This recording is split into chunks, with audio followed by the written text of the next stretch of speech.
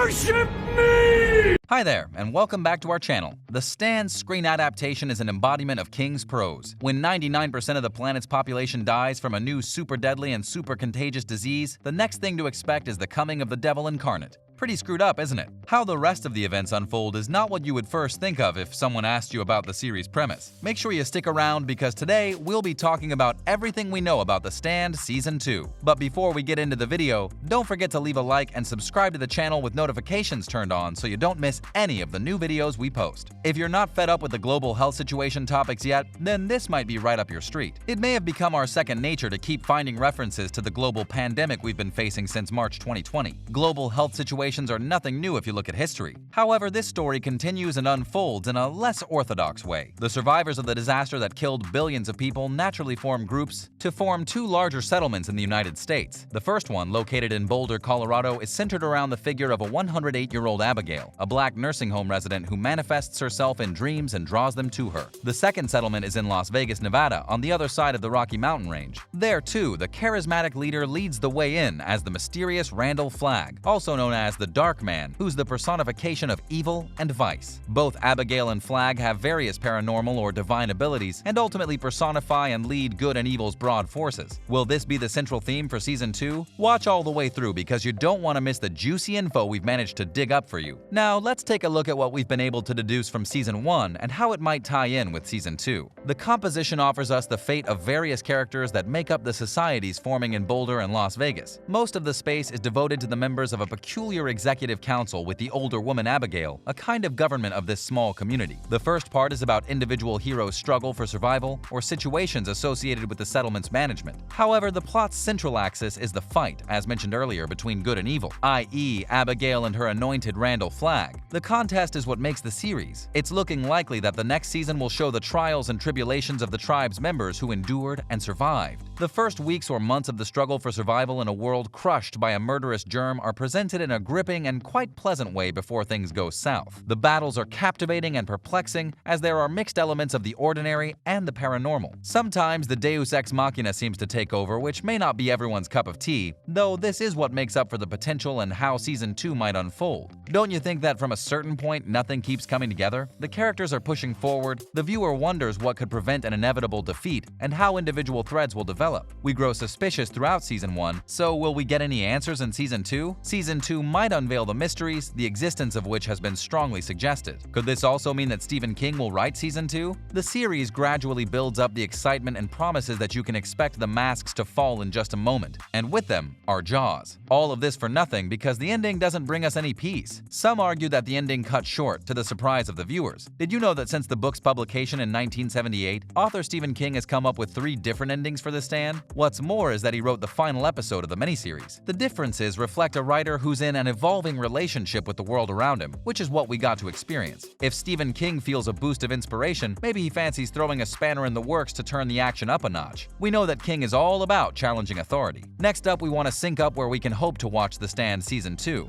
At the moment, it's not been announced whether any station or streaming platform will buy the rights to the series, but there's a high probability that it will happen soon. History has it that The Stand had already had a go in the big world. There was previously an adaptation for a small screen in 1994. It was a 4-part limited series starring Gary Sinise, Jamie Sheridan, Molly Ringwald, and Ruby Dee that aired on ABC. It seems like there are many various avenues for interpretation of the plot and ways to execute it. Can the producers pick up from where they left off at the end of Season 1 and run with it? Why do we think there might be or even should be a Season 2? In the showrunner Benjamin Cavill's words, "During the 2 years we spent creating The Stand, we all felt responsible for adapting what is perhaps the beloved work of one of the world's most beloved storytellers." However, none of us could have imagined that Stephen King's 40-year masterpiece about a global pandemic would become so incredibly relevant today. The relevance may well be the decisive factor for the continuation. We can do one better. What if it could continue the same way as The Walking Dead? It could offer us some insight into the human psyche during world-changing events. In the next part, we want to discuss the duality of the world. Will the light lead the way? You know the eternal battle between good and evil and where human life fits into all this. Quite often, this trend is closely related to the concept of rising from the ashes and spreading the wings like a mystic, fiery phoenix. The very end of Season 1 introduces 2 rebirths, Randall Flagg and Mother Abigail.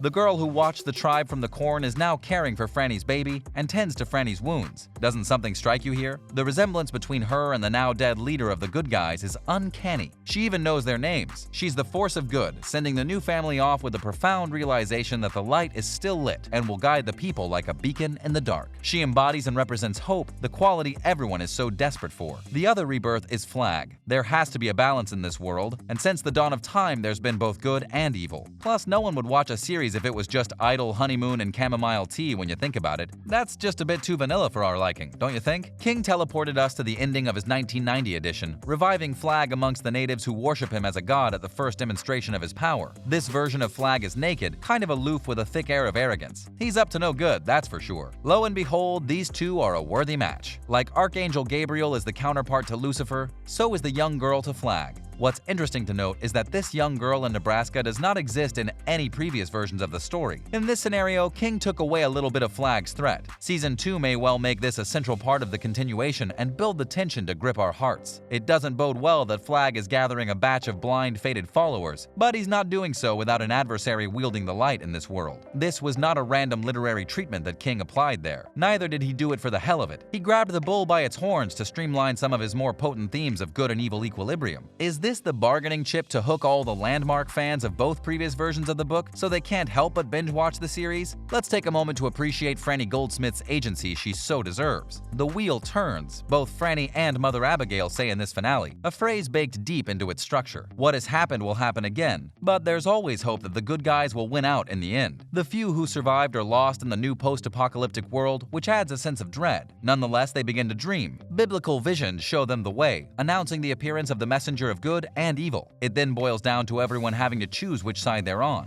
The epidemic had either awakened the best, most noble qualities in people, or the worst, the lowest, most primitive instincts. Yet there are still some who advocate love, camaraderie, and brotherhood. Some still firmly believe goodness will prevail. That's why we keep watching. But it's the emotional roller coaster that's why we came. Next up is the road trip. This part covers nearly half of the book's pages, so Season 2 could easily highlight all of the character development otherwise missed out on. By taking this all into consideration, you can't help but wonder what The Stand Season 2 will be about. Which route would you like The Stand Season 2 to go down? Do you think the showrunner should make space for the road trip where we got to know the characters in a behind-the-stage environment? Let us know in the comments down below. Thanks so much for watching. Be sure to subscribe to our channel, and while you're here, be sure to check out some of our other videos. We'll see you next time.